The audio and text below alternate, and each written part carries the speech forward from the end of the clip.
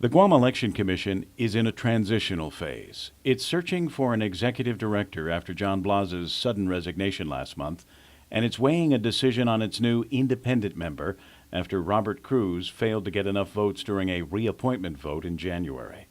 There are 4 people vying for that independent member position, including Cruz himself. There is John Hoskins, Robert O'Malley, and Albert Silos.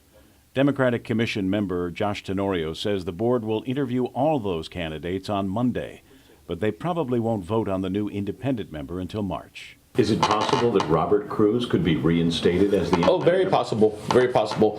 But I think that we want to take a look and clarify the interests of the other 3 individuals and see what happens. When will you decide? Well, I think that we'll probably decide by our March meeting.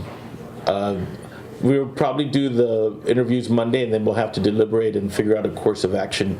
But we'll also be considering what we're going to do about the vacancy with the executive director. The executive director's position became unexpectedly vacant last month when former director Blas suddenly resigned. I can only speculate. He told the acting chair at the time that he had some, personal issues he had to tend to.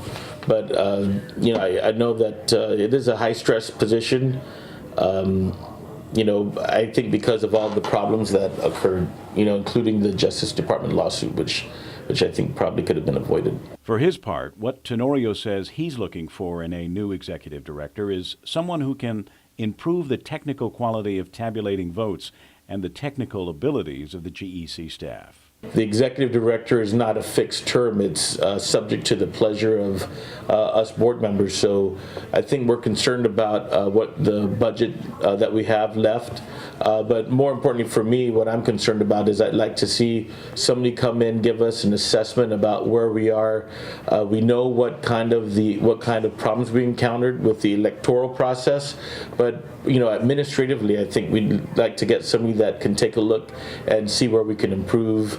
Developing the technical capacity of the staff, things like that. And finally, the board has before them a report on the voter registration and absentee issues that were raised following last November's election. We have not made a conclusion, but I think looking at the facts. For example, we have a certain number of, absentee envelopes that are not notarized.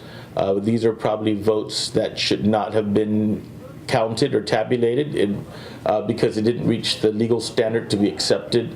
Those kinds of things. And it was actually a real good canvas about all the problems. Well, and especially with the early voting and the absentee process. You can view that election report at our website, www.pacificnewscenter.com. Kevin Kerrigan, PNC News.